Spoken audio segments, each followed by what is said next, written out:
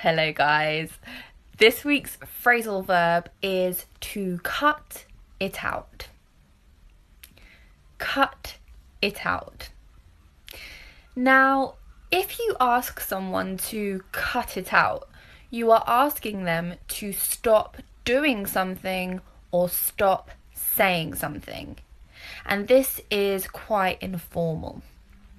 So, to give you an example, I recently introduced my new boyfriend to my family, and as soon as we arrived, my mum got out all of the old photo albums to show him the embarrassing baby pictures of me.